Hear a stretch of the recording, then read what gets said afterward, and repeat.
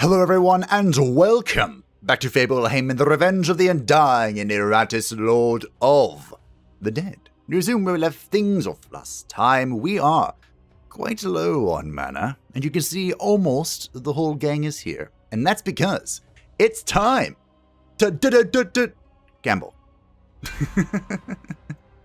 No dueling. Well, there might be some dueling, but we're going to go ahead and do some gambling. Now, there was a hotfix that went in, fixing a few of the bugs, and one of them was some of the transmutation numbers were messed up. I'm not quite sure how they were messed up, just that they were messed up. And I asked last time, what? No, I didn't. What did I ask? I asked if Dullahan, our murderous headless friend, had proven his worth and deserved some upgrades. And the answer was overwhelmingly yes. Dullahan has done well. And I agree, he's done pretty well. So we're going to see if we can make some more weapons.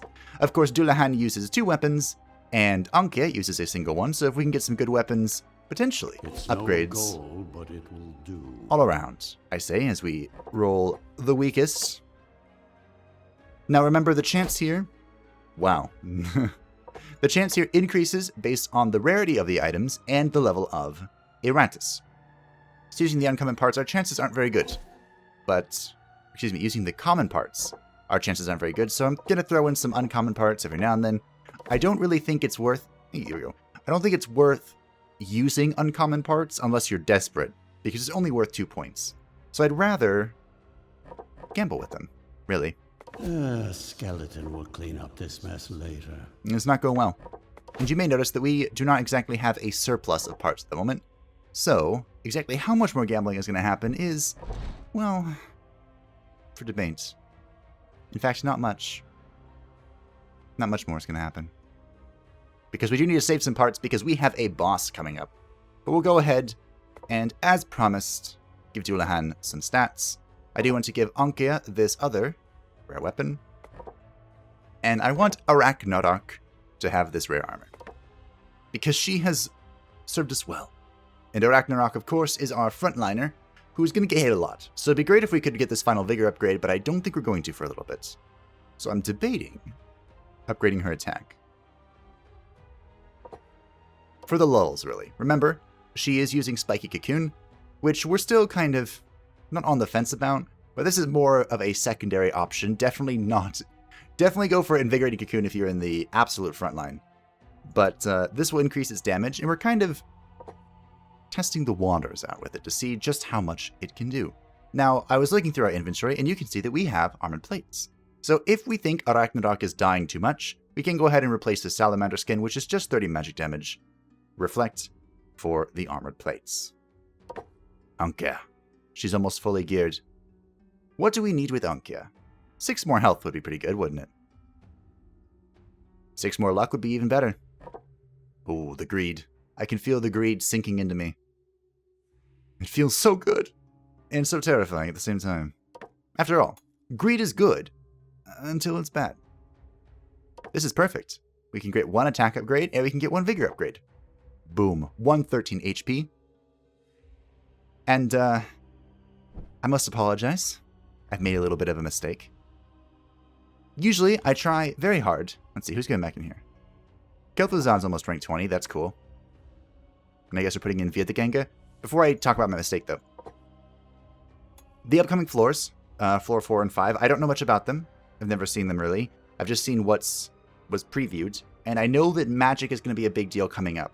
And I was looking at Vietaganga's armor and resistance, because I was talking about frontline zombie, sort of, with someone. And I was thinking, how much can we actually make Vietaganga durable? How durable can we make him? I don't know why I phrased it so awkwardly. How thick can Vietaganga become? And with armor, we can get up to 12 armor. That's not bad. That's a respectable amount of armor, I think. And then with resistance, however, with resistance, we can get up to 16 plus 13, 29 resistance. Most of that's because of we selected 5 resistance bonus, because you start with 8, right?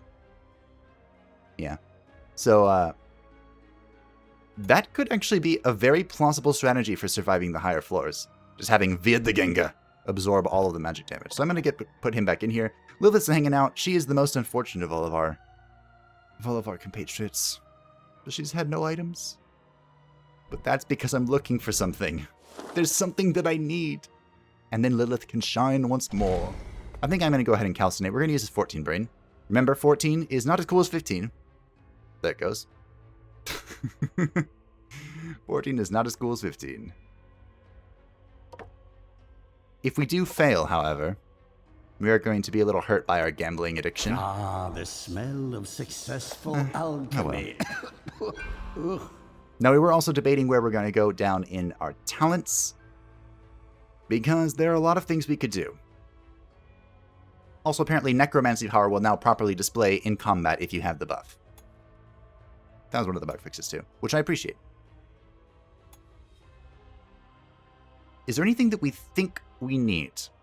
I think that Reign of Gore could be great.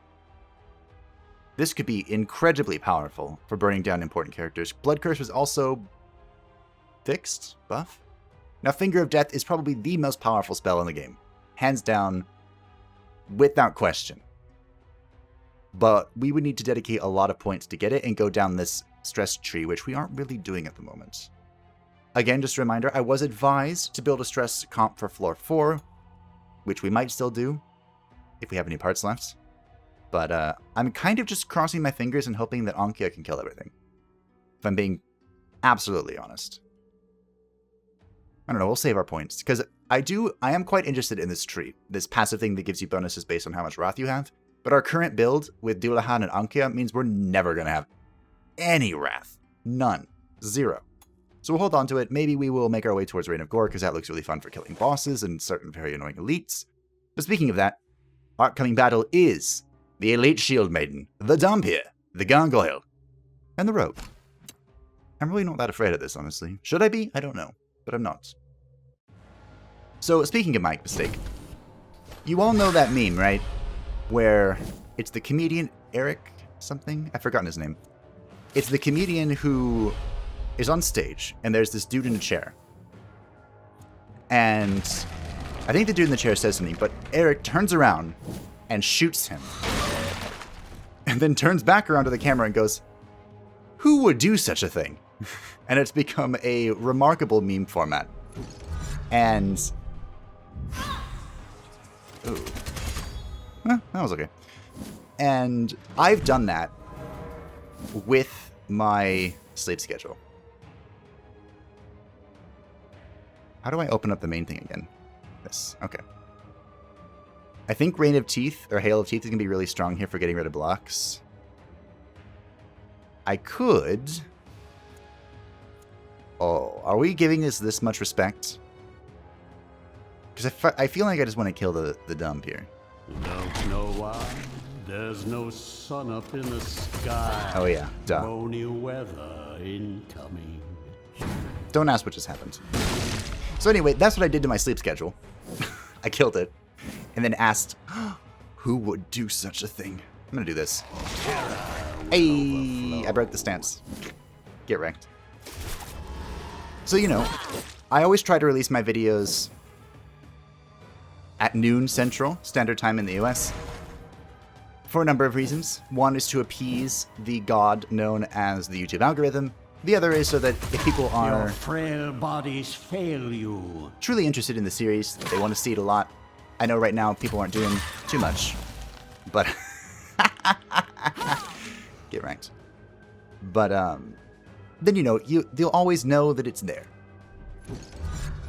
But I seem to have mixed up the times, and now it's midnight.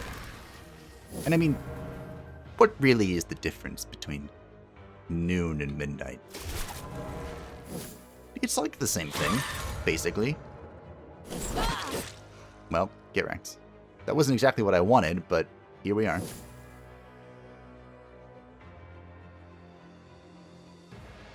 Do I spend 18 mana to guarantee this kill, or do I just YOLO it?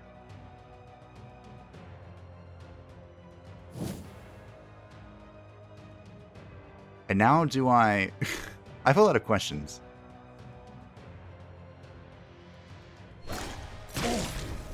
I'm gonna guarantee it this way. That's good enough for me. Oh, I would have killed him anyway. Ah, well. There's a rule in many video games, this one included, that I think is, I can move, I guess. Maybe? Eh. The rule is Perish. to always take your kills where you can get them. In case you were curious. Maybe I should use the armor one, because then Dullahan could do stuff. Maybe he just dies anyway. Wait, what? That's supposed to be W, not E. Silly game. Oh well. It's maybe dead. Not dead? Dead. Okay, good. A sad display from Nothing well. mortal kind. So yeah, sorry the release was at an awkward time, but you know, it's out now. I hope you all enjoy. We don't need to spend points in accuracy. I love that so much. Now Dread, I'm actually really curious because he scales Dread incredibly well. So this is what, 25 additional Dread, 30 to 46 Dread damage on this thing. I'm really curious if that's a build. I expect results. I'm not curious enough to try it, but just curious. Does he even need evasion? So you get up to 18 armor and 6 resist. Guess I'll put points in evasion. I think I hold these talent points. I do kind of want Scalpel Artist, especially since we're sitting on a Glutton's Tongue. I should have used Mimir. I forgot we had all this stuff. We have so much junk. Well, speaking of Mimir, we'll see how much experience we get. Iratus, please. Now we have 3 talent points. So, I don't know if we're going to kill the boss today. There isn't much left on this floor, so maybe we will. Phone damp here. Oh, is it time? There's something that we've been trying to do for some time.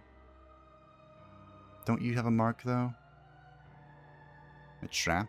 Moves to a position opposite the one which is a trap.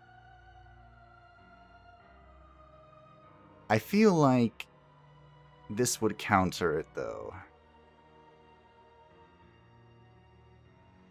Yeah, this looks not good. There was a fight, I think, on episode 8 where I think the YOLO solo build would have done well. But I wasn't thinking about that at the time, for one reason or another. It's a shame.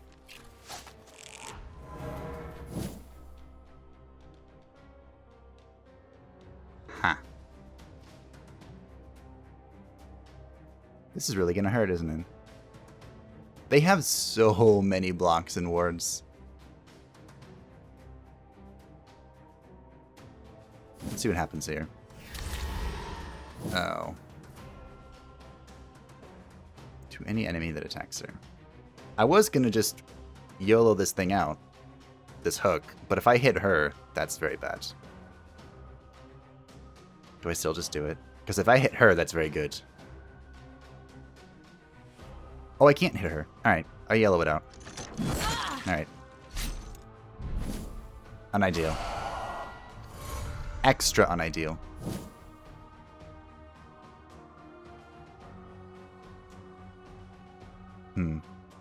I can't really interrupt that in any way, so I guess we're just going to have to eat it for a second.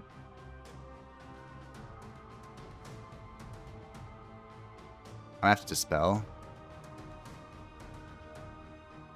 End of magic. Because I can negate this with a block. Okay. That's fine. Everything. Sorry, I just needed a sec to think about that. Offended. Oh yeah, healer. It's fine. I don't actually know if this will trigger the Graceful Riposte. just bring you forward. This should interrupt it, but it doesn't go through block. Alright. And we need to do this anyway. Alright, shoot her.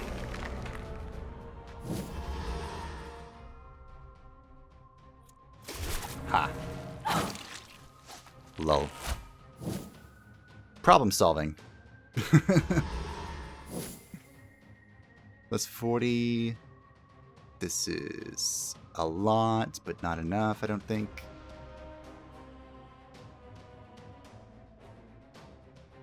Okay, we'll wait. That's fine. Okay. This has gone well. That moves her so much.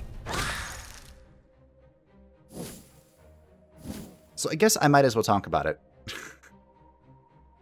Since it might be a while, or forever, before we will see them. I've been teasing for a long time what I call the YOLO solo build. And basically, the idea behind the YOLO solo build is you use this item, the Boiling Blood, which gives you a just absurd amount of stats, excuse me. Based on creations that are not there. So for example, the reason why it's called the YOLO solo build is you would have one character out in front, and then no one else. It would just be one creation fighting the worlds. As you might imagine, that sometimes requires either very specific items or very specific creations.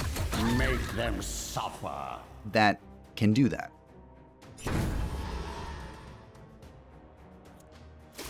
And we've theorized... Oh, that went poorly. Yep. So wait, if I kill her with bounty, will it trigger the thing? Is that too risky to try? Do I have to dispel again?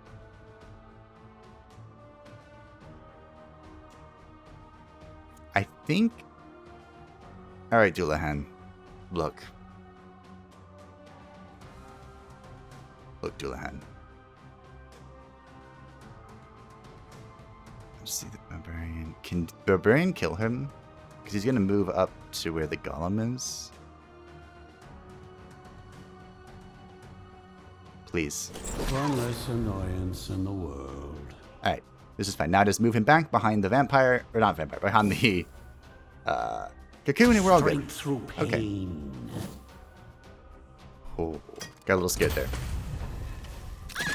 I should have put that in the first position. Okay. It's fine.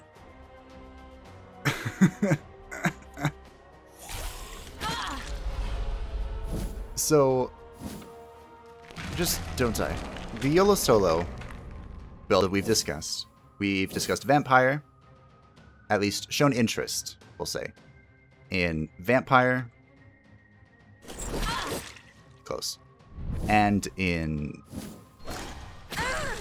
Lich, my will and Skeleton. is a tide that will wash away your pathetic civilization. I also mentioned Headhunter, but you saw what just happened, right? I really don't think Dullahan can do it. I really don't. I don't think Headhunters can do it. At least, at the very least, if they were to try, they would need an item called the Vampire Fangs, which I have been searching for endlessly. Speaking of items searching for. Venom, Thingy, Metal, Wraps, Rune. We have the... What do we want from this? I didn't use Mim. I'm the absolute worst. I promise they'll get used. Somehow. Okay, so this is a class, character, creation specific item. What do we want? Or if you don't need anything, I guess, you could just bring empty slots and they will give you random consumables. Hmm.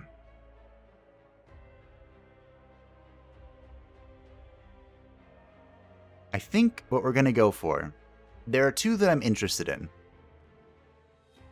Actually, hold on. There are three that I'm interested in. Virdeganga doesn't have an item here.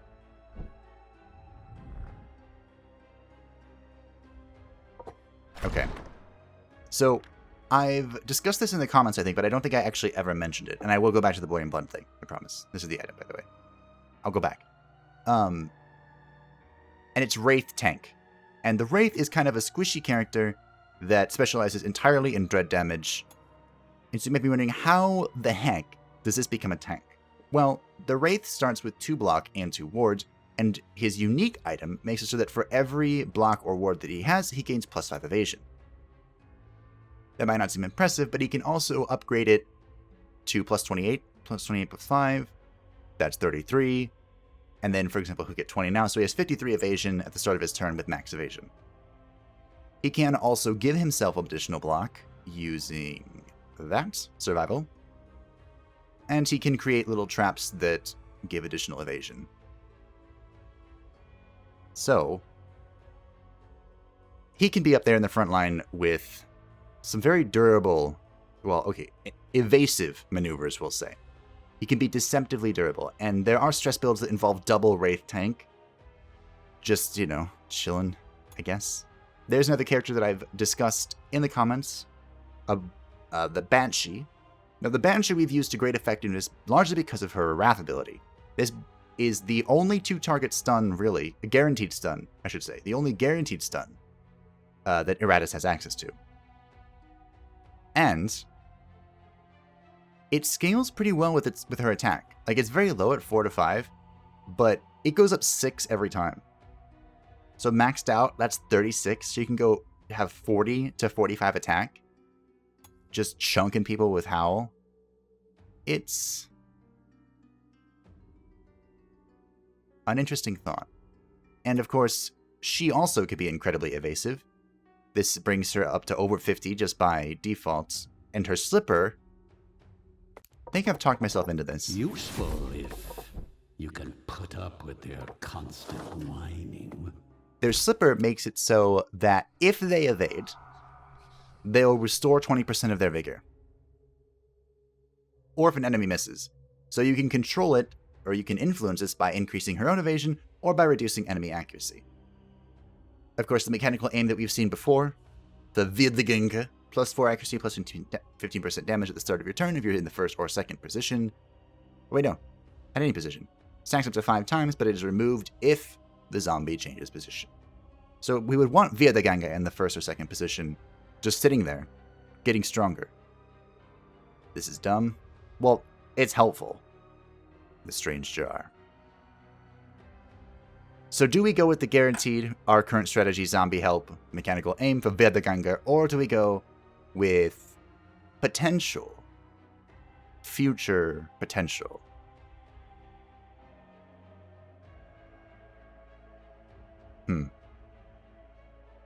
I'm really interested in the Banshee, but I'm not quite sure how she would fit in with our current group, because of course our current idea relies entirely on the Bone Golem and the Black Widow's support. She'd have to come in over the Widow, I think, which would put a little more threat on our hypercarry. A little, anyway. But then, of course, if we do things correctly, she can just sit there and chain stun stuff, so...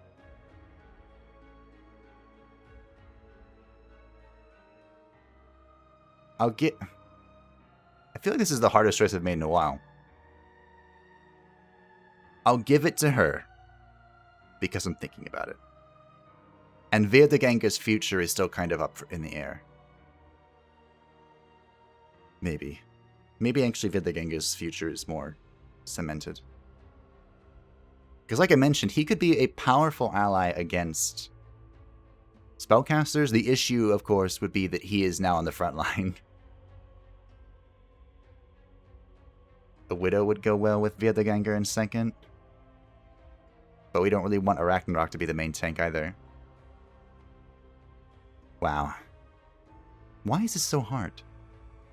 I'm gonna give it to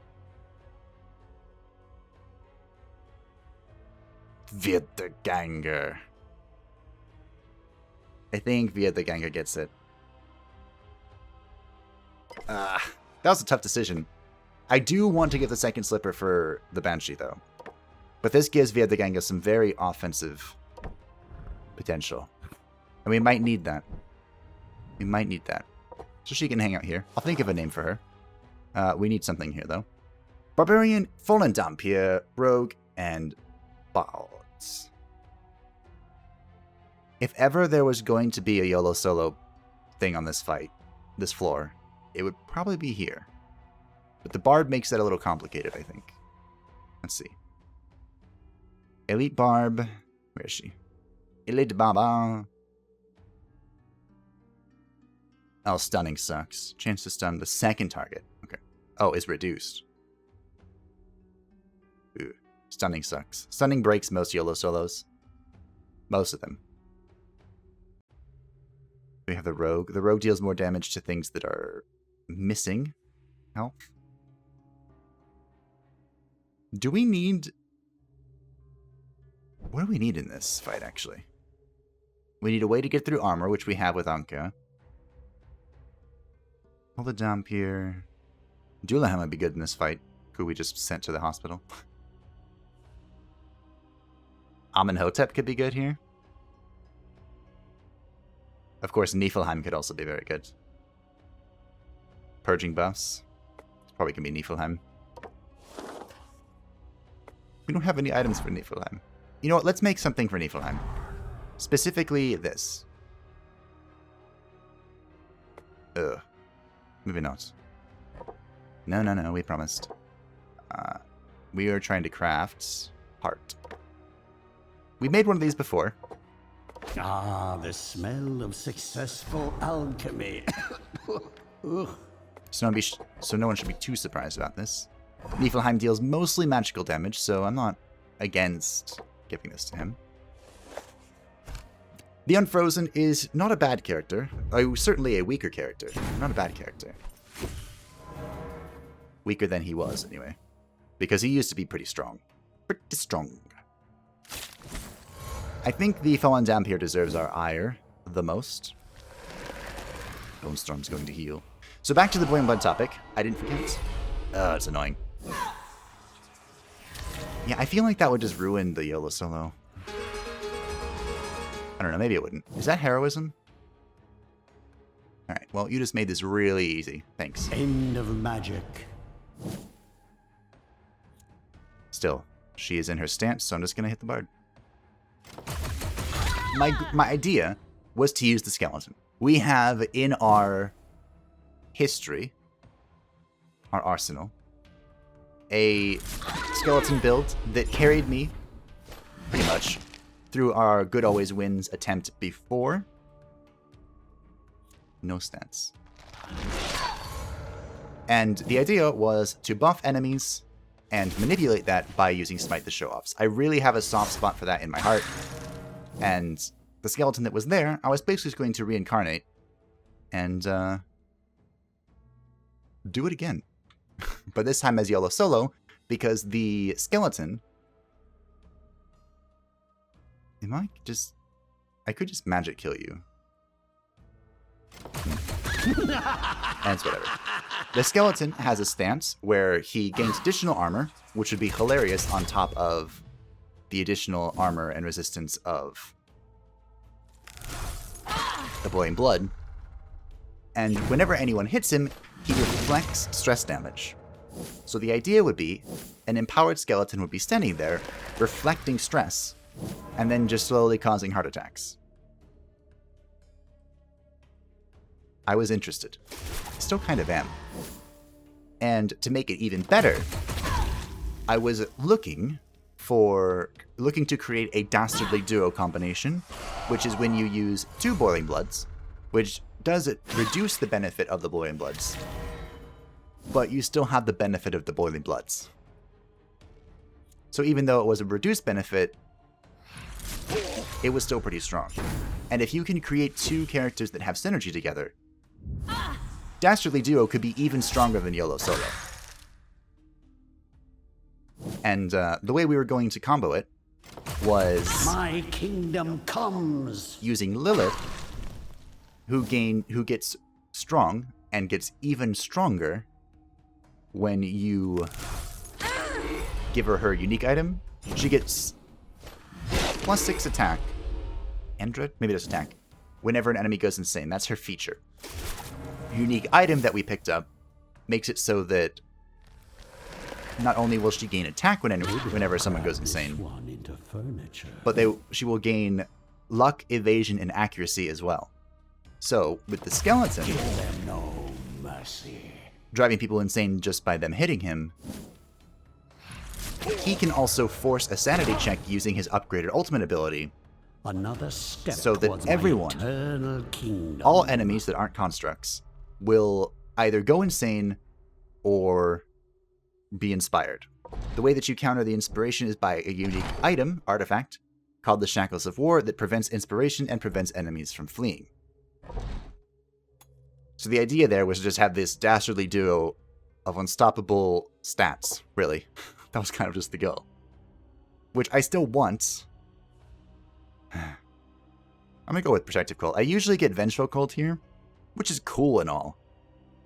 But 6 accuracy is a Serve lot. me well, my minion. So yeah, that was my plan. I still want to do it. I just don't know how effective and or good it would be later on. And I was keeping it a secret, but that was the plan. Alright.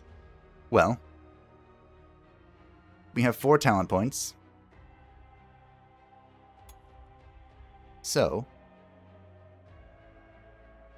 we could get Overwhelming Ire. This could be really good. I've actually never thought about this. But 10 less Wrath, that makes Anke's ability 15. Niflheim's would be 45. I haven't used this yet. That would be 20. 15. That would make a lot of Wrath spam. I'm kind of into it, but I also want Scalpel Artist. Increase the amount of Wrath that Iratus gains in battle by 50%.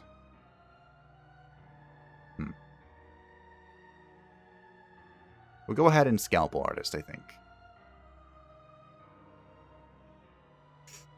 I also could use Necromancy Power. This is what we picked up before. And after we distill, which is the thing that heals us, we'll gain 10% more damage and take 10% less damage. Pretty nifty, isn't it?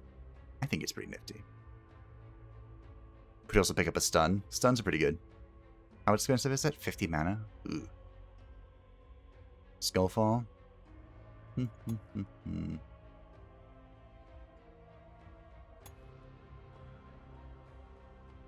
kind of want to test out Overwhelming Ire. I feel like I've just been sitting here talking a lot this episode. We'll get Scalpel Artist. Yes? No. I want Overwhelming I Ire. embrace this fury. I've decided. Because if we want to just farm parts, we have Dullahan still. Who, can do that. And Overwhelming Ire helps him do that. So if we want to upgrade anything, what are we looking at? 75. We could get the final arena slot, which seems like it might be helpful here. Need a Headless Hunter. I don't really want to use an uncommon, but that's You fine. can call this one the strong silent type. It's definitely not worth a transmutation there. Alright. All the arena slots are open. Do we just... Dullahan's the only one that's injured. Everyone else is like full health, basically. Oh, look. Bone Storm is missing 4 health. Alright. For you, Bone Storm. For you, Bone Storm. 13 mana or 4 health? 4 hit points. Alright.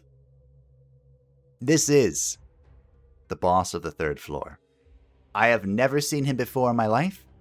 I've heard that these stones do something, and that it's very important to read. Very important to read. So what we're going to do. I thought it would be funniest if I never acknowledged these two characters ever. Like, they've been there the entire time. The keen of you may have noticed. I just thought it'd be funnier to never acknowledge them. But these are our spies. Because I never see what he does, I'm going to see if we can force out a few turns using a level 1 Bone Golem Black Widow, just to observe what's going to happen here. And I'm not going to read the text, because this is just a spy. This is not a real fight. Not a real fight. Don't worry. Okay, so what do we got?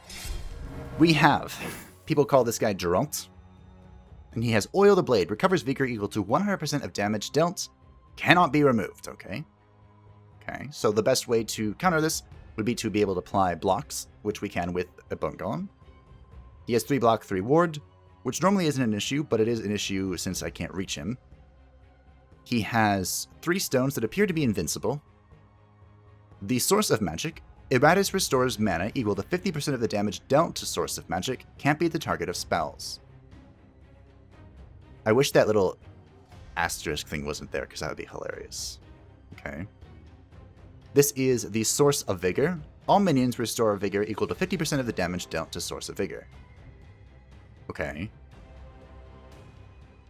And the Source of Wrath. Iratus restores wrath equal to 50% of the damage dealt to the Source of Wrath.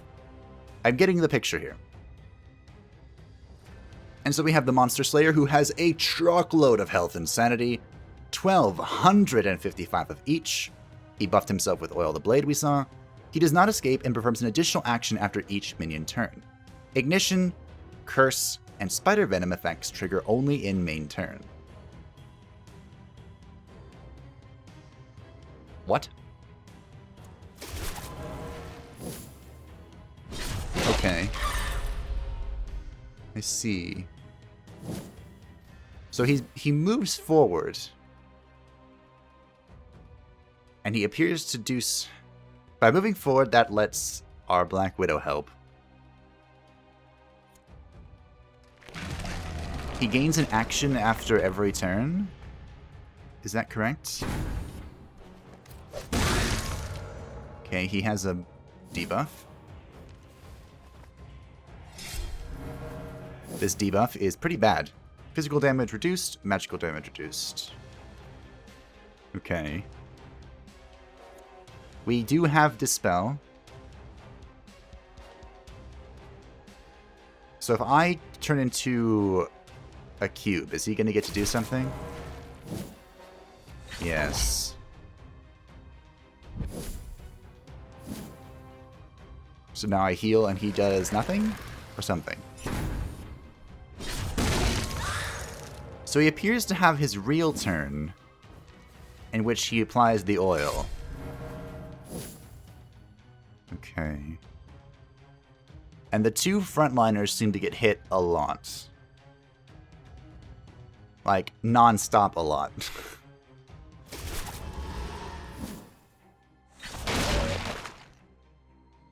That is a lot of damage, boy. Wait, he's done something else.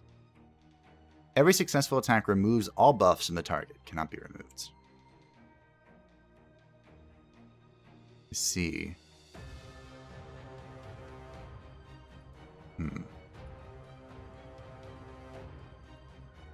So, I guess the idea here is that you really want to be able to hit these stones. I mean, Doulahan's pretty good at hitting everything. Let's wrap this up, shall we? I just want to see a few more of his moves. So being chunked twice is pretty bad for us. This is the damage thing.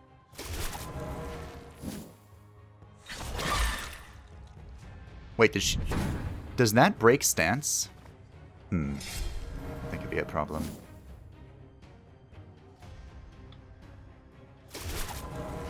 Because we do have a Ragnarok. It appears to break stance. Does that mean we don't want a Ragnarok here?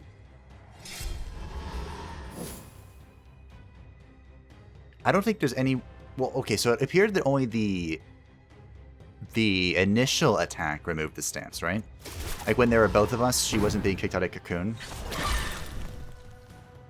It's like being the primary target of it. The dead can be raised. My armies can be restored.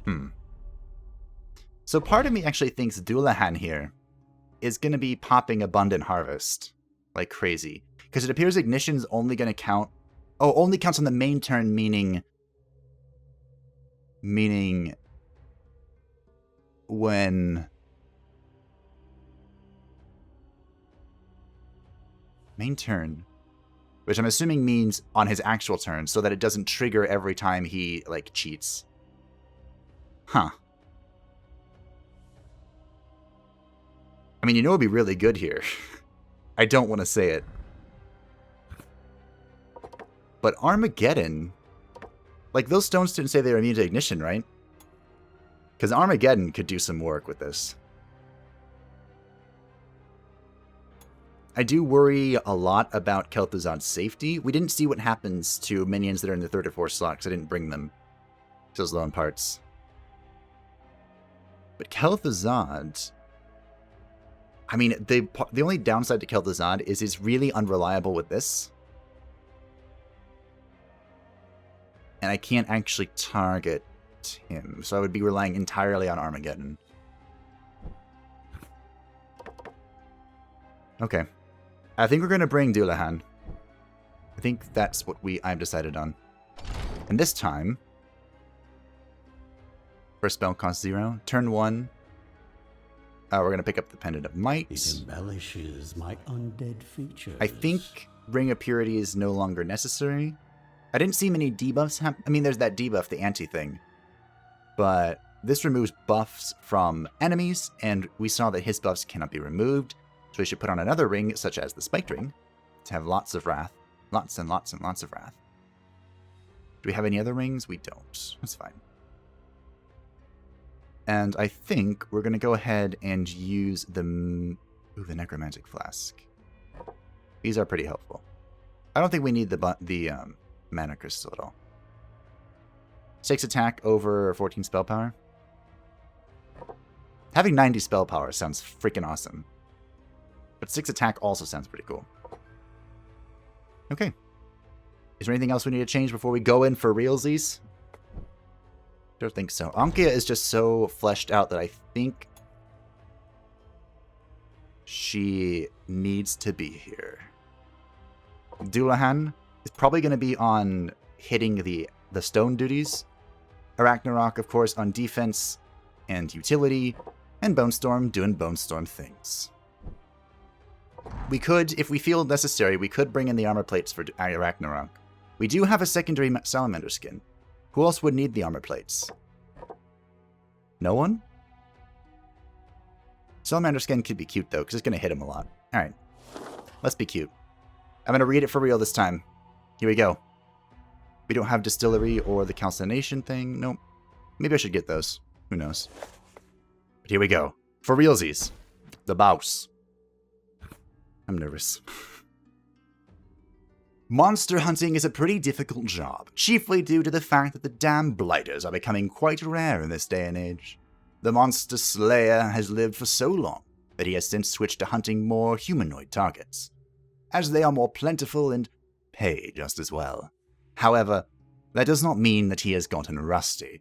Retirement may be just 100 years away now, but until then, he can cut up abominations with the best of them.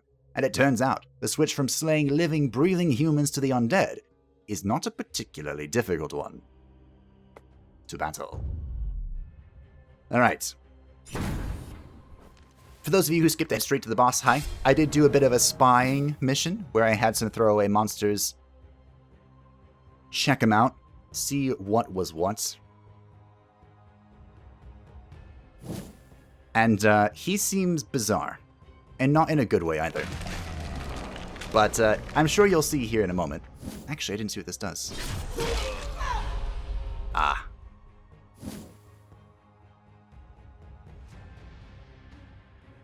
Huh. Okay. Good. Good. That's fine. So, we're going to go ahead and start off with a good old amok here.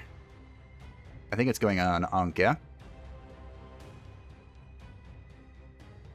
Rage release. We're going to go ahead and put the trap here. I'm not exactly sure who's going to be there, which is kind of the problem. But as you can see, he gets to do something after every single turn. So if we're doing something, we had best be prepared. Honestly, I kind of want to AFK. Because he is very rudely interrupting this. But I can't, like, pass my turn or anything. I just have to play defensive, if at all possible. Okay, we got rid of that thing. He gets a turn. I definitely need to be chunking the life thing. The Soul Savigga. Okay, well now that we know that. Hope there will still be enough left to reanimate. Now that we know what's going on. So he's gonna lose his buff. He is gonna apply a new one. Hopefully it's not the same one. Nope. Okay, and he removes all of his things.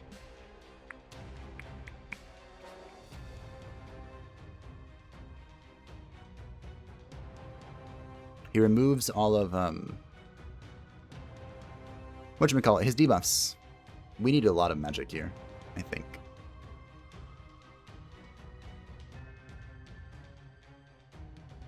We definitely need to unlock Dualahan. And he's gonna have to just hit this stone really hard.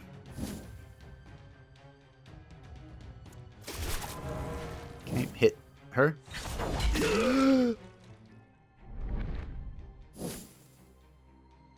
I think it's okay. If I wait... Okay, we're gonna wait. Oh, no. Does that count? That shouldn't count. Okay, good. I'm gonna hit this. Okay, now he's gonna get a turn. Lol. Okay, he is breaking the stance, which is unfortunate. So how do I help with Ragnarok? Again, I think it's if she's the primary target. This is... Removes all buffs. That's fine. Take everything. Oh, it's less fine. Okay, so because he's removing buffs, I think we're going to have to go ahead and spend most of our mana on Mocking Slap. Yes, I literally just realized it. I'm sorry. There's a lot going on here. I really hope he just starts hitting Bone Storm. Okay, we got the ward.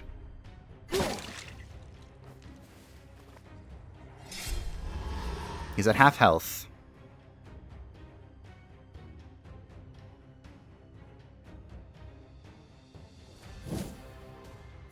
How does this work out exactly?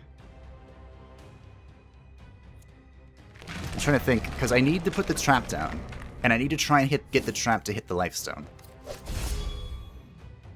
I guess... I mean, I could bounty it again.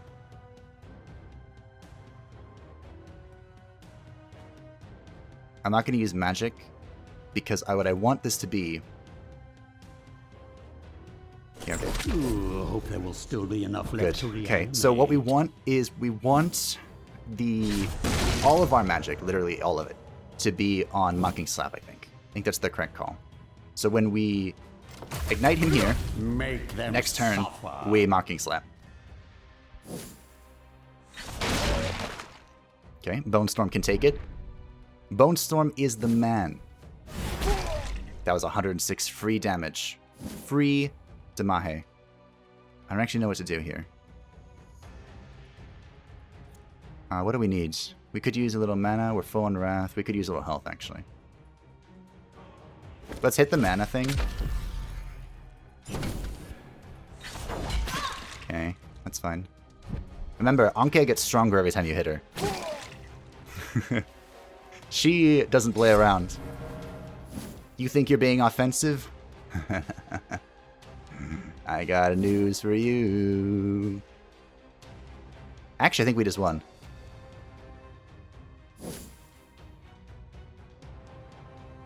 I think we won. Let's see how the math works out. I'm going to bounty him. And then we're going to go ahead. Ignite him. Now that's gonna leave a mark. GG, team. Oh. And that is why you bring a scout. Baked within flames. Ooh, we did it. Oh, I'm so proud of myself. Ends, your service. The bane of monsters. Another bloated flesh. Level 20 brain. Another mana crystal. Some blood, which we needed. Very nice, very nice. Everyone in the arena. Chilling out. Gaining experience. Alright. That was a bizarre fight. I don't know if I like it. I don't know if I don't like it, though. But, next time, we'll make our way to the 4th floor, the Catacombs. Now, you may notice that I have a few of these entries unlocked. That's because in the early access version of the game, these monsters, or these enemies, were on the 3rd floor, and the boss for the 4th floor was actually the boss for the 3rd floor. So I am very well acquainted with what's waiting for us at the end of the 4th floor, but I'm not quite sure what makes up the rest of these slots. I've heard lots of magic and lots of thick boys, so that's why I'm pretty sure that's why I was advised to build a stress team, because they're pretty good at dealing with those under most circumstances. So next time we'll venture into the unknown, and we'll see if our team is strong enough. But you were certainly right. Dullahan, definitely deserving of those rares. Thank you, Dullahan. You did work. Bye-bye.